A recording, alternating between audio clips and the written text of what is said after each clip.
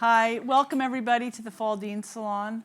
My name is Debbie Nelson. I'm the Dean of the Humanities at the University of Chicago, and I'm welcoming you to Tackling Wicked Problems. And I wanted to start by just saying where the term wicked problems comes from. If you're from the Boston area, you may have one sense of where it comes from, but it is from the world of design. And wicked problems refers to problems that are confusing, difficult to explain, outside the boundaries of any particular discipline or way of thinking, and urgent to solve. So, hard to understand, urgent to solve. That's the location that we're going to be in.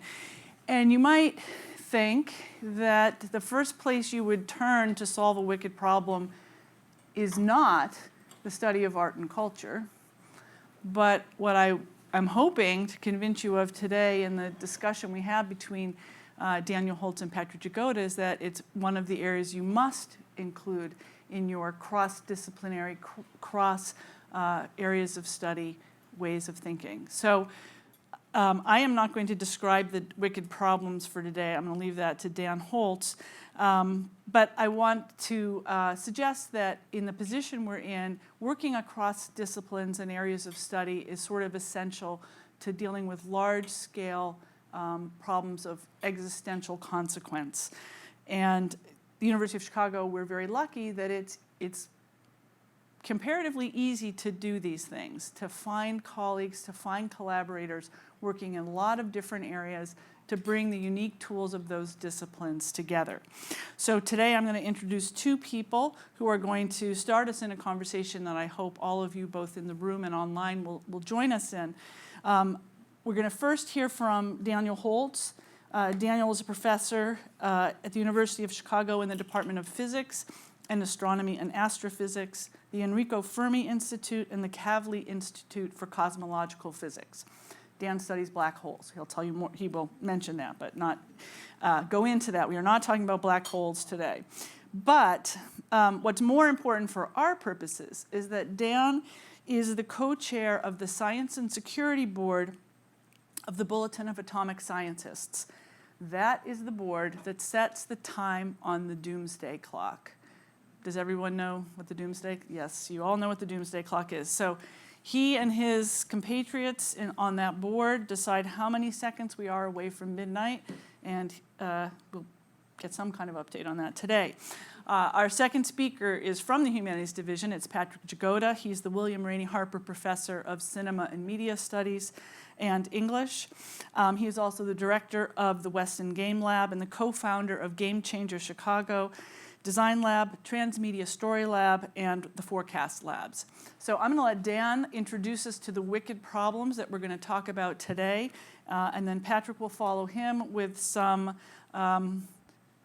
problem-solving practices that we might adopt. So thank you very much. Dan? All right. Thank you so much. Thank you all for being here. Let me first get the... Okay, so I'm going to talk a little bit about existential risk. So that's kind of one of many wicked problems. I would claim it's probably one of the most important, and I'll try to convince you why this is the case. So to get started, this is not what I'm talking about. This is what I do most of my research on. So black holes, neutron stars, gravitational waves, colliding objects in space-time at the edge of the universe, and using those to figure out things like how old the universe is, what the universe is made out of. That's kind of my day job. But this doesn't have that much to do with our world. And so I've been getting involved in other things. And one of those things is the Bulletin of the Atomic Scientists. So I thought what I'd do is just spend a few minutes giving you an overview of this organization. It has strong ties to the University of Chicago. It was founded by University of Chicago scientists that were involved in the Manhattan Project. Enrico Fermi had Chicago Pile 1 right on campus, right in the middle of campus, the first sustained nuclear chain reaction. And a group of scientists involved in that formed what was then called the Atomic Scientists of Chicago. And the mission of this organization was to sort of inform the public and inform policymakers of the repercussions of the technology that they had just unleashed on the world. So that was their goal. They formed this organization in 1945. This is from one of the very first fundraising letters. So Albert Einstein in the fundraising, like he's sending out the appeal to people to contribute to the organization. And I'll just draw the last sentence here: past thinking and methods did not prevent world wars. Future thinking must prevent wars. The focus here was not technology. This was a technological organization, but the focus was really on the thinking, on society, on the ways we understand the world, and how do we impact that for good. And there was this awareness back then, very early. This was 45, 46, 47. You can go. There are lots of documents where they lay out very clearly their concerns that there'll be more powerful weapons like H-bombs, hydrogen bombs. At this point, there were only atomic bombs, fission bombs, that the weapons would get much stronger, that the USSR would also develop its own weapons, that there might be a Cold War, that we might threaten the entire planet if we're not careful. And all of that was apparent even then in 45, 46, where only one nation had weapons and they were, by modern standards, incredibly puny, and only a few. So the organization was meant to, kind of draw attention to these problems. And they were recognized, like this was recognized as a wicked problem even back then. The organization has a journal called the Bulletin of the Atomic Scientists, and it kind of publishes a wide range of articles on topics related broadly to existential risk. And the cover of the journal in 1947, Marta Langsdorff, who was an artist, made this cover of a clock. And she made it just because it looked good and it seemed to capture urgency. And shortly thereafter, the Bulletin scientists realized, wow, we can use that, and we'll start changing this clock around. So it was set to 7 minutes to midnight, totally arbitrary. And then but there was an understanding midnight was sort of the end of civilization, where we end our civilization. Something that humans do causes the end of civilization. Okay, the clock then moves around. The closest it was during the Cold War was 2 minutes to midnight. That was after the US and then the USSR tested the first H-bombs. And it was this thing. This was in the 50s. So everything that people had been worried about in the late 40s, they just started to check all the boxes. There was obviously an arms race. There was, we were just headed to disaster. And that was the general feeling, and people were extremely worried. It went to 2 minutes to midnight. Then it kind of moved back and forth as arms treaties came up, then the Cuban Missile Crisis, then the relations kind of varied, and the clock mirrored that. The farthest it has ever been from midnight was in 1991, where it was 17 minutes to midnight. This was the end of the Cold War, and there was great optimism. Everything was going to be solved at that point, obviously. Climate change also comes into this. Already in 1978, the Bulletin ran a whole magazine on the issue of, are we warming the Earth? With the answer being yes. It didn't figure into the clock setting because obviously if this was going to be a big problem, once it was clear, humanity would react because we have no interest in ruining our planet. So no one thought to include it in the clock. But needless to say, that's not the way things played out. And in 2007, we started to include climate explicitly as an existential threat. So what is the time now?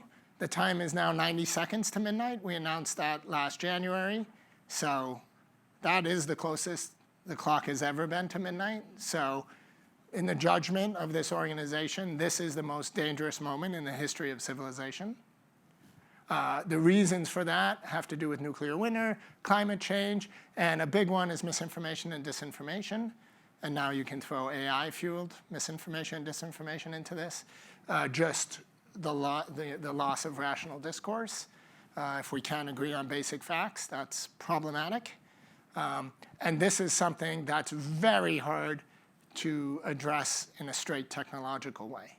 This is something, when we talk about these wicked problems, this is a problem that requires all of us, all of society on board to solve. And needless to say, what really has set us closest to midnight is these things in the context of the war in Ukraine. Now we have another war, with nuclear states. I mean, there's lots of reasons to be somewhat pessimistic. I will say we're meeting right now this week. The organization that sets the clock is meeting here in Chicago and deciding, what time it is. Yeah, so it's very nice to be here. And this is my uplifting, stepping away from all of that for a few hours. And then we'll announce the time in January. And so, you can look out for that. I think I'll skip that. I should say, so that's something I do. One of the other things I've done is taught a class called Are We Doomed?, which is what's called a big problems class. So it's an interdisciplinary class at Chicago. Patrick was one of the lecturers in the class. We had about 80 students and went through what we mean by doom and the different ways we might be doomed. And actually Patrick was very hopeful. And I hope he'll, he's the great counterpoint because he's going to make it all better. But it was really I learned a lot in the class, and I actually will be teaching this class again this coming winter. And I'll just mention one last thing, if I still have time, which is another effort that I've been working on is something I call the X-Lab, the Existential Risk Laboratory. And it's kind of building exactly this kind of interdisciplinary group to focus on these wicked problems, and specifically wicked problems that have these existential consequences. And Patrick is part of that group as well. And we have lots of people from across campus involved. We're running summer programs. We have ties with the law school and the Neubauer and various other things across campus. And it's just starting, but it's been very fulfilling and fascinating so far. We haven't solved the wicked problems, but we're trying. And I think, I'll just end there.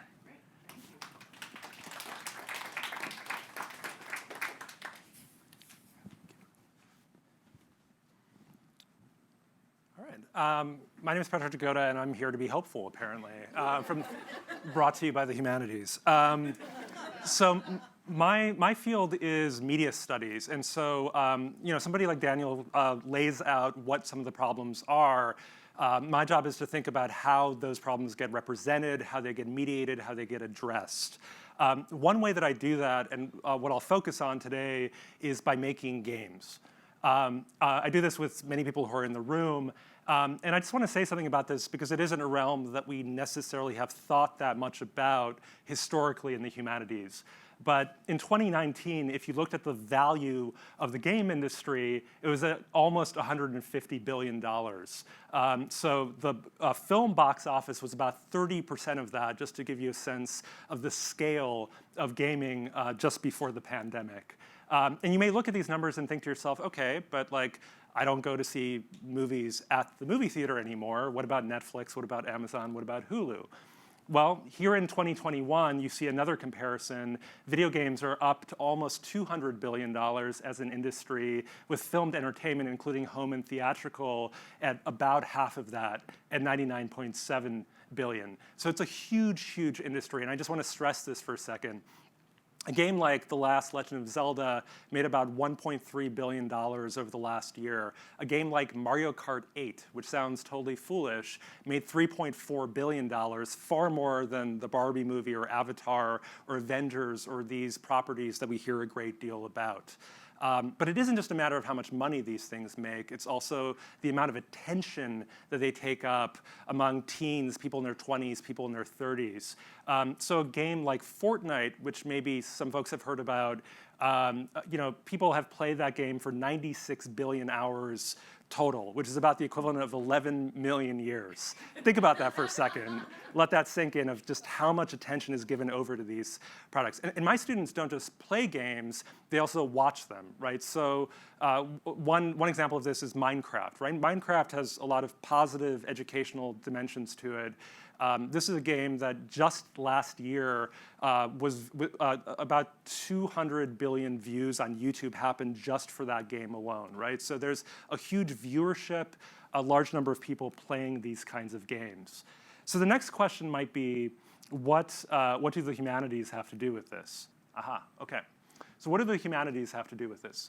Well, here are a few games that represent a huge range of games. So in the corner, we have Oregon Trail, right? An older game that is very well known, represents educational games. This is something that we care about, games that teach us things. The game on the right is called Galatea. It's a textual game, a literary game by Emily Short. It requires close reading and many of the skills that we pick up in English classrooms, in comparative literature classrooms, things like that. The game in the bottom left-hand corner is a best-selling game called Disco Elysium that has about 1 million words in it. So it's about the equivalent of 10 novels. In fact, it was written by a novelist and can be analyzed in many of the same ways that our great books in the core at the University of Chicago can be analyzed. And then the final game in the bottom right-hand corner is called Pentiment. Came out about a year ago, and this game had medieval historians on its team, right? So all of these games had people with humanistic backgrounds working on them and contributing the skills that they learned in art history courses, in English courses, in visual arts courses, to creating these very lucrative games. At the University of Chicago, a few years ago, just before the pandemic, we opened the Media Arts Data and Design Center. And within it, there's something called the Weston Game Lab, which brings students together to create collaborative games projects. And hopefully the kinds of games that can address some of the problems that Daniel was laying out. And I'll give you some examples of those in a moment. But it's been a very exciting space for design. It's been a space for public outreach and engagement as well. The space is open to the south side of Chicago, and we have many events there. And we also work with students either playing and analyzing existing games or helping them produce their own games, sometimes to commercial ends. And we've had many alums, some on Zoom today, who've also gone out into the world and created some of the largest games out there, like Halo, for instance. So one of the reasons that we're interested in games in the humanities comes from this person who is an engineer and a policy person, Clark Apt. So in 1970, he coined this term serious games, which almost sounds like an oxymoron, right? But his thinking was that serious games evolved out of his long dual fascination with scientific problem solving on the one hand and dramatic human conflicts on the other. In other words, with science and the humanities and how to combine them. And this has been our interest in the lab as well. How do we work with scientists around the data, around the problems that they're identifying, and how do we create vehicles that can address those problems at a large scale in real time? Because there are huge opportunities for those kinds of interventions. So within these labs, working with other faculty members and staff, we've created a series of games. I'll give you a few quick examples. In 2019, we asked ourselves, we said, plenty of other universities, peer institutions, Princeton, Harvard, have books that they have the entire student body read, for instance. So what if we had a shared game instead of a shared book for all of the incoming students at the University of Chicago? So we created an orientation game that lasted for several months, organized around climate change as a theme.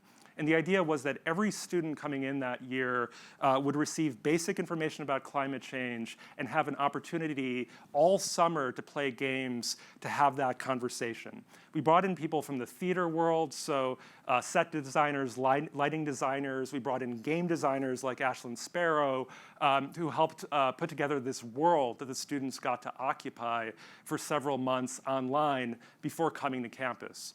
We also hired a number of undergraduates in their second and third years. And they helped us create this game, including a series of video games. So this was a climate persuasion game that a series of undergrads created to help talk to their peers about how important they found climate change as an issue.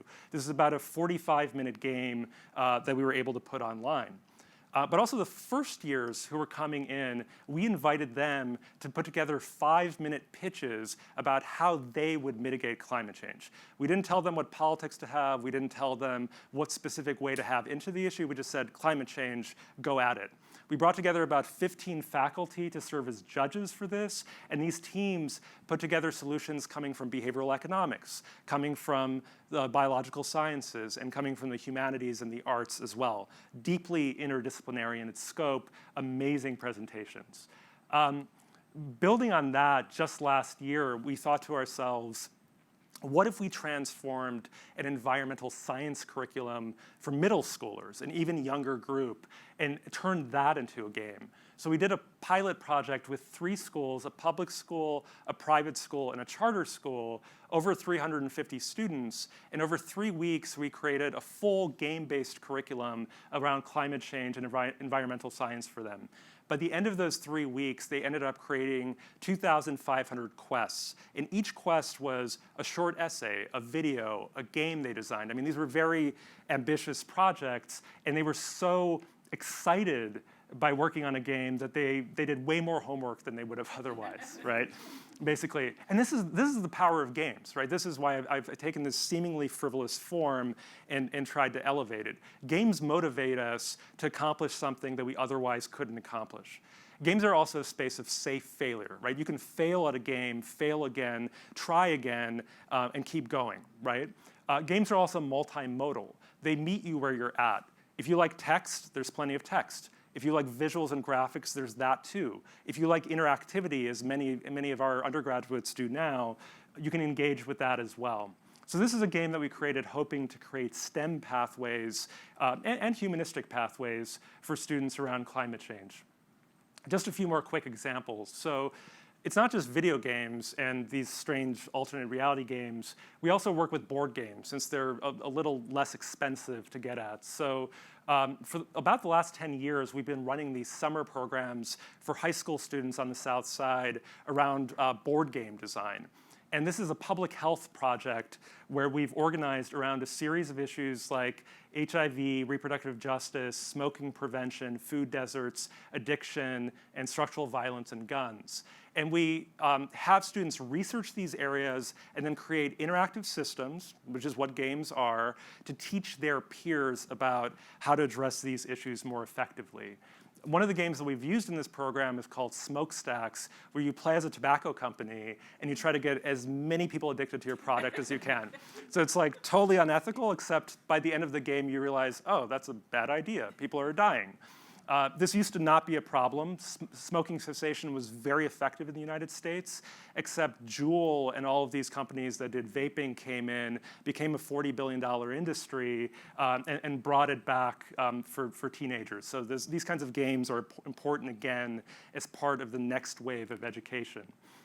We also created Bystander, which is a video game about sexual harassment and sexual violence, basically as an alternative to the kind of training videos that we tend to have. This was a more interactive route developed with young people for young people at the high school level.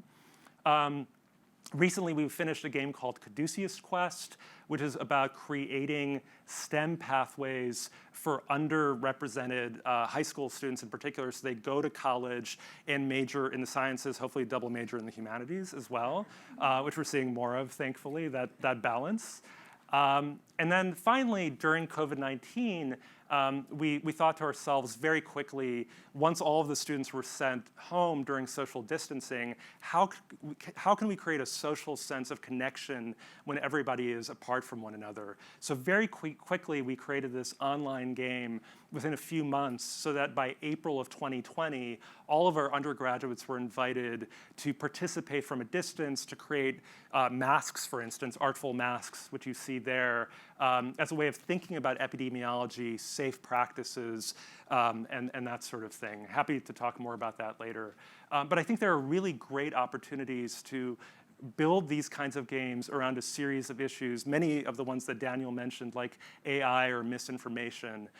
Games, again, are a very kind of value-neutral vehicle that you can attach to many of these issues in order to motivate people to learn more about them, but also to actively try to solve these problems or at least mitigate them. So I'll stop there, and we can have a conversation. Yeah, you guys first.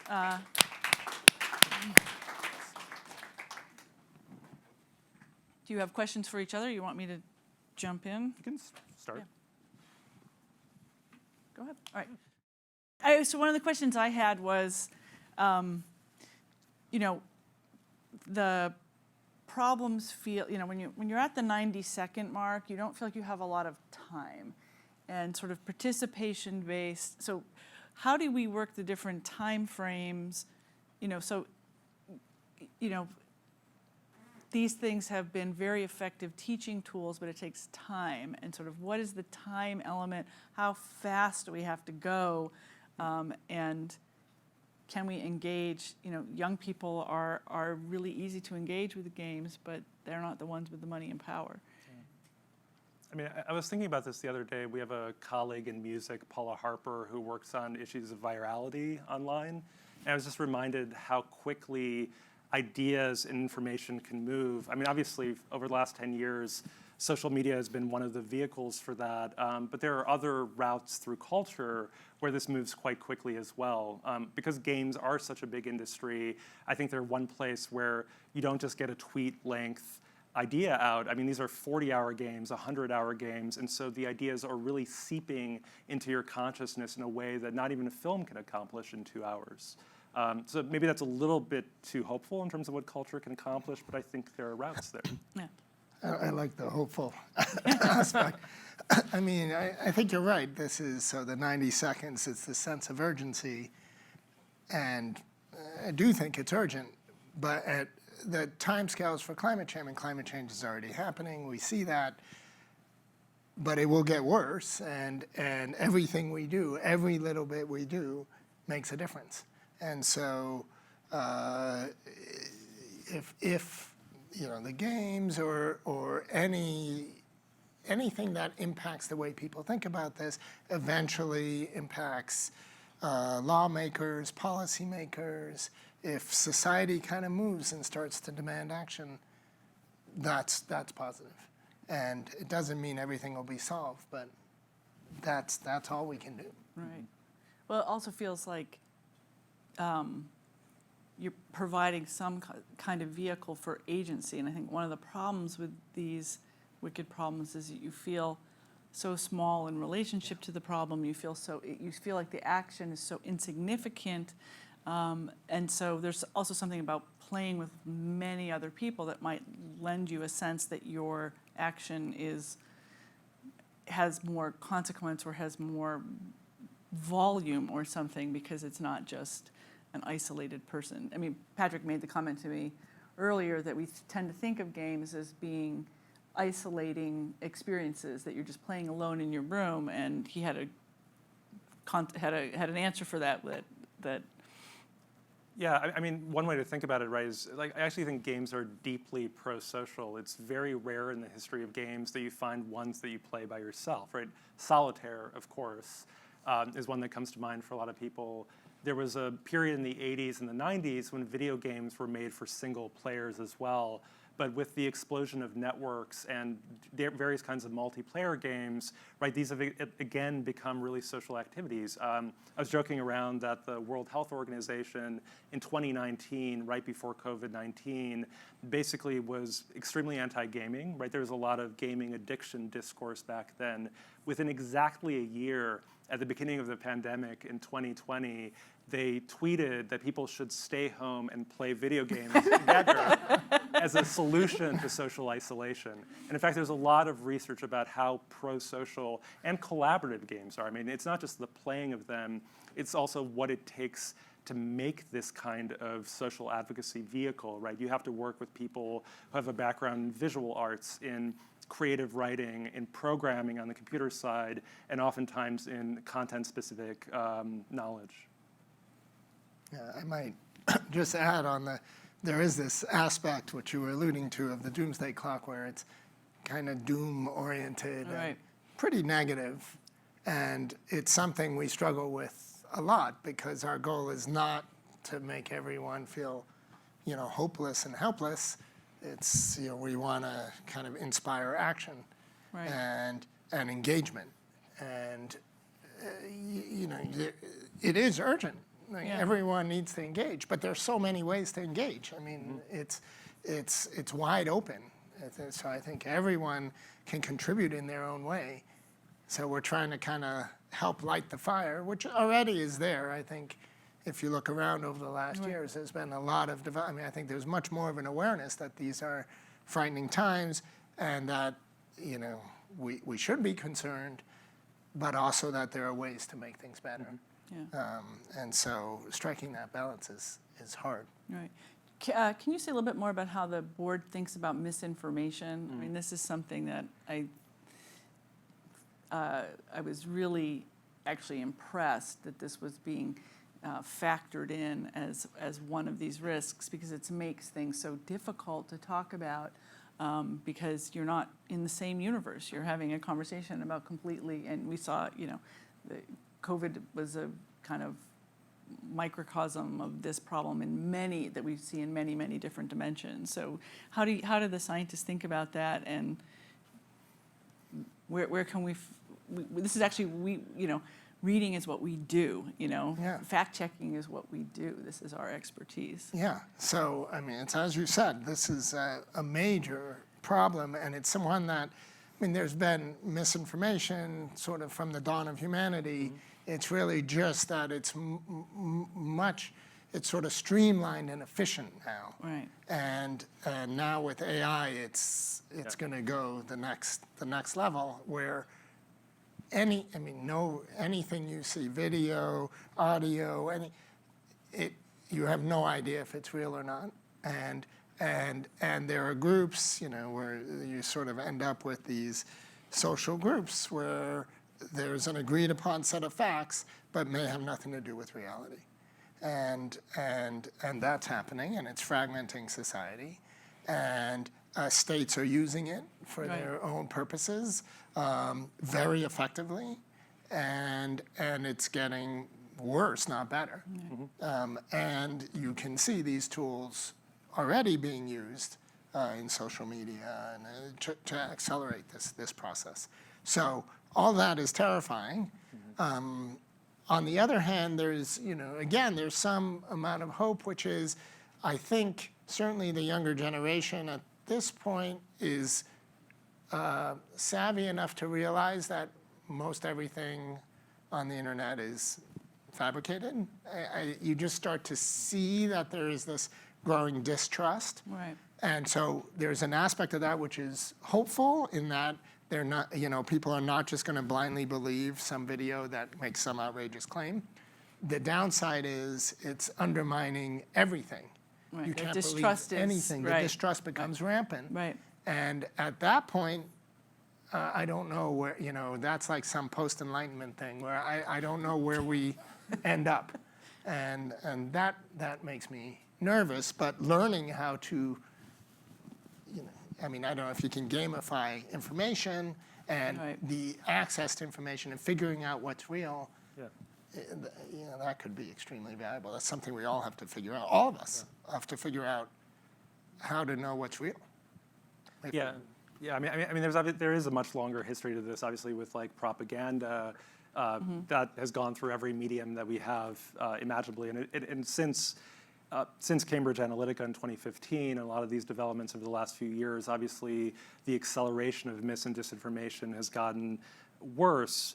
And part of what it does, as you're suggesting, is it divides people. If you ask some of the political scientists at the University of Chicago, they would probably tell you that there's actually like much more agreement on issues than we think. But a lot of these online tools make it seem like there are these very extreme opinions that people have on both ends, right? So I think like one of the tasks is finding common ground, at least for discussion and debate, but certainly for conversation across these forms of misinformation that try to polarize everything.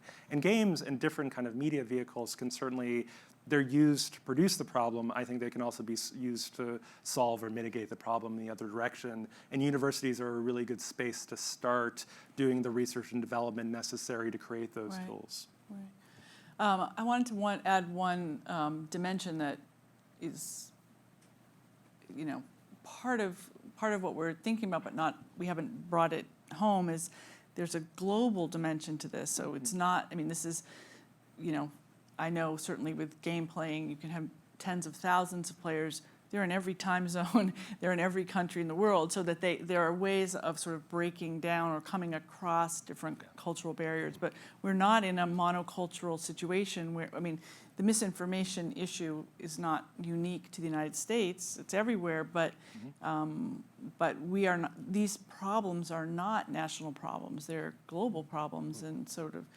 where are the ways that you can find common ground across language barriers, cultural differences, you know, all those things as well. Yeah, I mean, I think, you know, in general, the internet, but certainly gaming, is a really great transcultural space. For a long time, right, the United States and Japan were the leading countries as far as this art form went. But in recent years, China has become, like, you know, one of the main places, the #1 place where people are playing games. Millions of people are playing many different games concurrently, but there's really open spaces for discussion, for dialogue that take place there. Obviously, there are a lot of horror stories about how people engage in racist or sexist language when they're online, but there are also really positive stories about how people come together, learn things they wouldn't otherwise know across censorship barriers and things like that online as well. So, I mean, these are fraught spaces, but there are these opportunities, again, to re-engineer them in ways that could be productive in response to what you're talking about. Yeah, I just think that, you know, our mechanisms for doing, you know, solving problems are national, Yeah. but the problems are not national. Yeah. And so, you know, I was asking Dan if he would become a sort of benign despo, and we could get some scientists just tell us what to do and we'll do it, and naturally that won't happen. So, but it might work. So do we have questions from, yes, Carla? This question is for Daniel. And I hope it's not going to seem at the outset vacuous, but you left out, in terms of what doomsday is going to bring, what is going to happen in the United States in the next 12 months. And you cannot deny that it is going to affect the entire world. So how do you respond to that? I know that there are political entities on the campus of the University of Chicago, so you can't hide behind that. Faculty can say what they want. Yeah, that's right. I don't Deans can't, actually. Oh, So, really? yeah, no. I mean, I have to take the faculty hat, put the dean hat on. So Okay. go, Daniel. So, yeah, I mean, for better or worse, the U.S. has major impact on the globe. And so, for example, when we came out of the Paris Agreement, we were withdrawn from the Paris Agreement. That was not good for the world. So if you're worried about the state of civilization and are we doing the things we need to do to address climate change, and then the U.S. withdraws, that's a problem. Same thing with treaties, nuclear treaties. So there's a lot of work to prevent a sort of runaway sort of Cold War situation where there's an arms race and you have unlimited numbers of weapons. And so at the height of the Cold War, we had something like 50,000 nuclear warheads, which is many more than you need to wipe out the planet many times over. And so there were a bunch of treaties. Those treaties have reduced the number of weapons. We're now around 10,000 or less, with maybe 6,000 active weapons. So that's progress. It's still way too many, but that's progress. Those treaties are going away. There's now one treaty left. Now, some administrations make big point of we're going to try to, we're going to extend these treaties, we're going to make new treaties. Other administrations say, we don't need any treaties, treaties are bad, we shouldn't have to do any international agreements, the US can just go alone. And depending on what the administrations are saying, that again impacts. I mean, we just look at the facts on the ground. Is this making us more or less, safe? And then we make judgments. So what we try not to do is anticipate. It's very hard for us to, I mean, we don't know what's going to happen in the next election. We don't know what the next administration will be saying. So, what we have to do in some sense is wait and see. And so. Do you factor in that uncertainty? We do, if the mere fact that it's possible Right. is. Takes a few seconds off the clock. It impacts your general optimism. And so that has to be part of the discussion. But at the end of the day, we really want to look at where are we now? What is the risk right now? And so it's tricky. That was a long non-answer, but yeah, it's a good question. Go ahead. I want to go back to the games thing. So I'm old enough that when I grew up, it was Clue and Monopoly. So I don't know much about these games, except that I have an 8-year-old grandson who lives in Evanston, and I was worried about he's spending a lot of time on screens, and so I sat next to him while he did Minecraft, and I realized he is learning things from that. I mean, analysis and problem solving and all those things.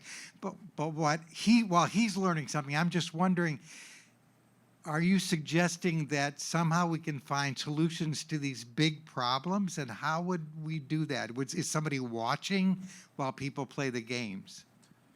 Yeah, I mean, so something that people learn from games exceeds the content, right? So like what we used to call soft skills, call transferable skills more often now, those are being taught left and right in games. So to be in, say, a massively multiplayer online game with other people, you have to develop managerial skills. You have to develop organizational skills, so that you're learning those when you're 8 or 9 or 10, and by the time you have things that you care about in the world, you have the means to accomplish them, or at least to gather a group of people who can help you do something like that. So that's one thing that I would argue is, in addition to being pro-social, these games are also teaching people to be familiar with technology, comfortable with it, and sometimes to think in the ways that they might need to take, say, computer science courses, right? So you're not literally learning how to program by playing Minecraft, but you're learning certain kinds of structures of logic that then make it more comfortable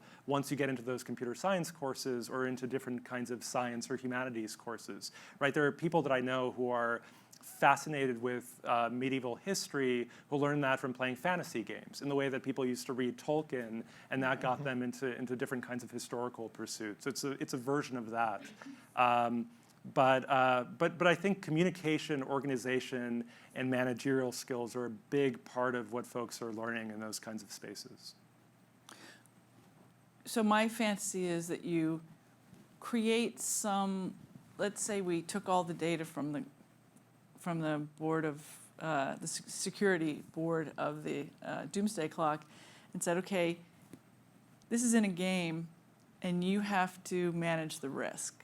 Yeah. Right? Like and you actually have to play with other people and come to agreements, and you have to make sacrifices and swap things. And so, could you gamify this existential risk?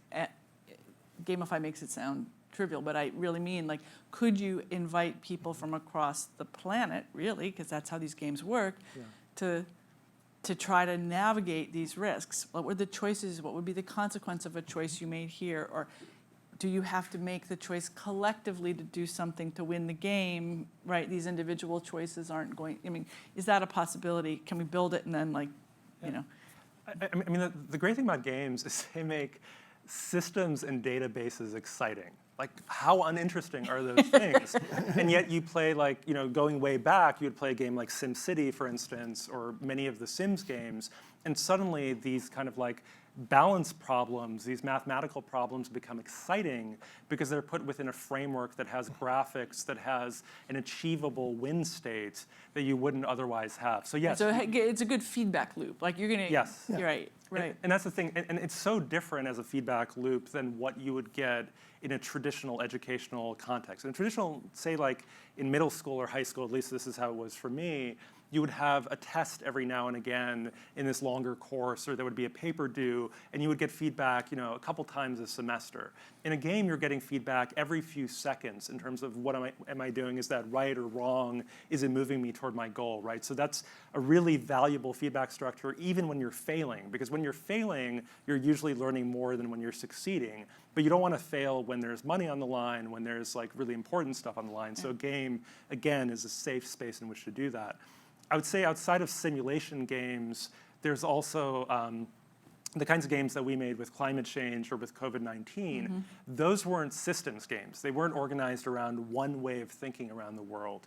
I would describe those games as open-ended platforms for animating a problem and then asking hundreds or even thousands of people to come and bring their own solutions to that problem. So That's one of the things I was thinking too, is like you probably, like, it seems like such a complex system that you may know if we did this, this will happen, we do this, that will happen, but you have millions of choices that are going to start to move things in different directions. Like essentially you would be asked for like a real-time model of decision making where people are making decisions about their consumption, let's say. It's a consumption game where you figure out, and so like you can actually look at it and say, well, what happens?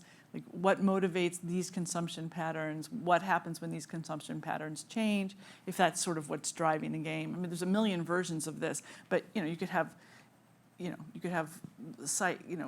questions that are important to players in the U.S. context will be different than in India and China, and will be different in island nations versus, low-lying nations. I mean, there's a million, like part of the problem is there's millions of variables. So how do you, I'm Wait, finished. I want to. Let Dan answer my question. Yeah, on this point of the games, I do think, so two quick things. One, like there was the pandemic game, I guess, which was hugely popular during the pandemic and really got some of the issues of how pandemics spread and epidemiology and how this all works, kind of, it just brought it in a way that was very visceral and easy to understand. And I love the idea of a game that kind of brings us all together. One of the things that makes this so hard, for all the issues that we think about at the Bulletin, is that they all interconnect in interesting ways. So the climate causes drought, so it can cause wars over resources.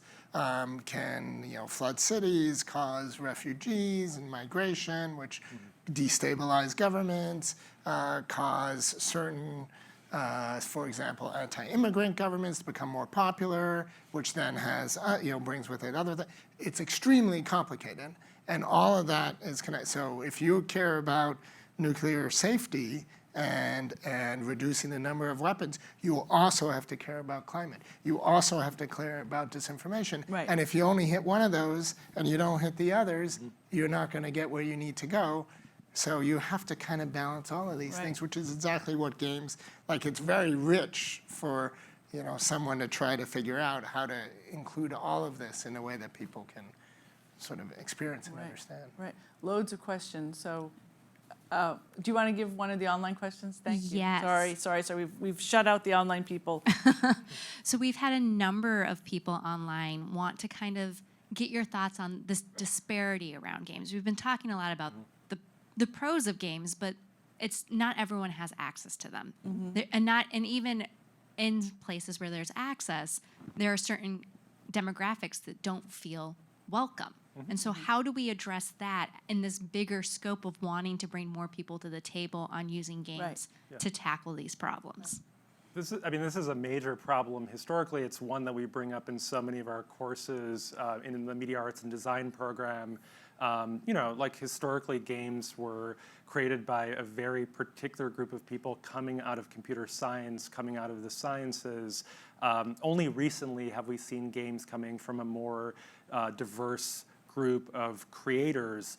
where players have been able to come to them and see themselves in the games that they're playing. Similar things have happened in Hollywood. Similar things have happened in other culture industries. So I think that's an ongoing struggle, but also something that the University of Chicago is particularly good at. We're not only ahead of our peer institutions on some of the design and gaming stuff.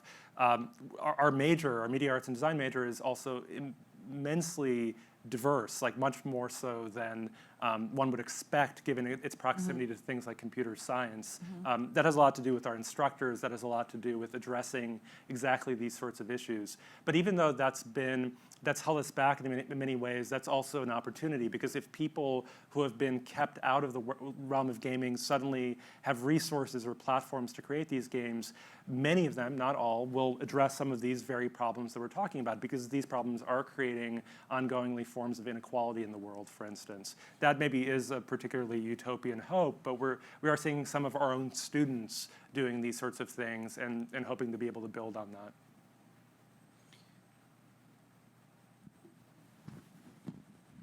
that. Gentleman right here. Thank you. And tremendous material and really stimulating and engaging. I challenge the assembled colleagues, how about some compelling simplifications on tackling wicked problems?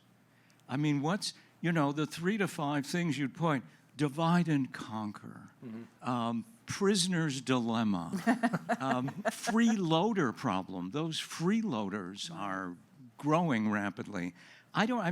There's a guy named Zenko wrote a book, Red Team, War Games. This colonel was actually named Van Ripper, okay? And they had to stop the game because the authorities, the general, stopped because he was sinking all the blue team boats. So how about some compelling oversimplifications about how to tackle wicked problems? That's the challenge. Well, I can give one, just stop burning fossil fuels and we've completely solved one of the problems. It's so There is easy. a compelling simplification for you. So that's one. And another one, effectively there's a button that allows a single person, well, two people have this button, maybe 3, where they push the button and it's nuclear Armageddon. And these single people, like the President of the US, can push the button at any time. No one can stop them. There is no system there's no checks and balances for various reasons that make no sense from a defense perspective. It's designed to be immediate, cannot be countermanded. The second, once that button is pushed, that's it. That's not a good system. You're not going to design a civilization where you give certain individuals that sort of power. That's the civilization we live in. Take that away, the clock goes way away. It makes it much more. So it's very easy. What's the problem? Right. That is part of the problem. Is that so what Dan and I have talked about in the past is that the scientists think the solutions are really easy. Stop burning fossil fuels. Like they're like, just do that simple thing. And that's where they turn to us and say, well, why aren't we doing the simple thing that we know we should do? And we're sort of maybe overcomplicating it, but because that's the gap we're trying to bridge. Why is something that's so obvious so difficult to do? Now, obviously, we haven't looked at any of the consequences of doing that, but we know that's the solution. But so what we're trying to figure out is, well, why can't we get there? And that's the complication. Go, Anastasia. Patrick. Well, you want to ask that question because we're gonna pull it back to the University of Chicago here with this question. And academia, there are plenty of current discussions on liberal arts studies being under siege. How does the flood of misinformation and navigating through it play to the defense of the liberal arts? I'm actually not worried about the significance of the liberal arts in this world. We have to defend it against a bunch of different things, but One way that I think about this sometimes is by foregrounding design, right? We hear this word all the time, maybe makes us think of fashion or industrial design, but in fact, design is a way of using art and humanistic ideas to try to solve problems, the very thing that we're talking about today. Some of the biggest companies in the world, Google, Apple, are design companies first, technology companies second. What they're doing is inherently humanistic in terms of how they're thinking about the use of art and aesthetics to address different kinds of problems. Some of those problems are like, am I comfortable in the way that I'm sitting in my chair? But some of those problems also have to do with issues like misinformation and disinformation. So I would just say making that way of thinking more central to what we do in the humanities will be one way of demonstrating how significant we actually are. It'll take some changes, but Yeah, I mean, I think, again, obviously I think about this a lot, but, you know, the idea that students don't want to engage in the humanities is false. They're getting all kinds of messages telling them not to do it. And sort of that is the problem, is why are we warning our children against engaging in these activities that actually make them much better readers, much more careful viewers, much more fluent across cultures. Like all of these things that we desperately need. It's puzzling to me that there is so much animosity towards these practices. So that, oh, this is so useless, don't do this, you'll never get a job. Well, that's not actually factually true. This is, all this crazy things these people are thinking about. Well, these students are very brave and they look very hard and are willing to face hard truths, maybe more so than their parents are. So, there is no lack of appetite for this. And So- I just yeah. want to, and I tried to say this, the problems that we have now are not technical problems. These are, I would claim, among the most important problems facing civilization, and they're not technical problems. There are technical aspects, but fundamentally, these are problems for the humanities. These are problems for the social sciences. These are problems elsewhere. And it is critically important that those communities are engaged in this. Otherwise, we're not going to get anywhere.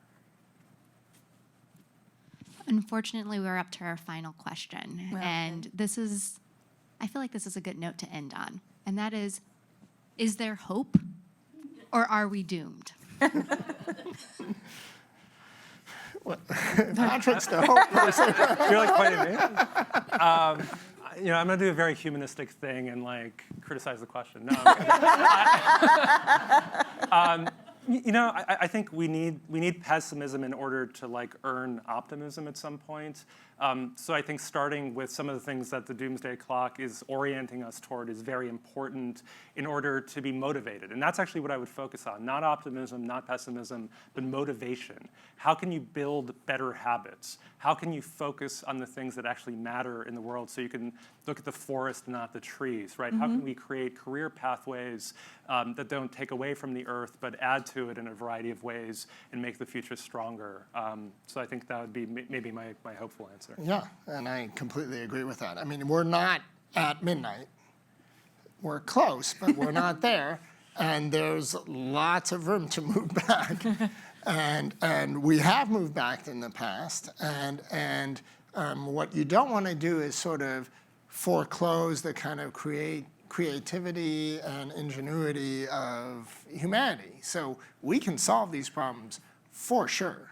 I mean, these are not climate change, stopping the burning of fossil fuels. The technological advances just in the last decade are amazing, staggering, and it's really a social issue now. So there's lots of hope. It could be that we just couldn't fuel our society without burning fossil fuels. It turns out that's not true. So this is really an issue of kind of the willpower and kind of getting society moving. And that's all your domain. But if we can do that, then we're in great shape. And we're looking at a planet where we're much, much better off than we are now. And so I think I try to keep hope alive. We're not headed that way at this very moment, but hopefully this moment passes. Well, join me in thanking Daniel and Patrick for such an interesting conversation.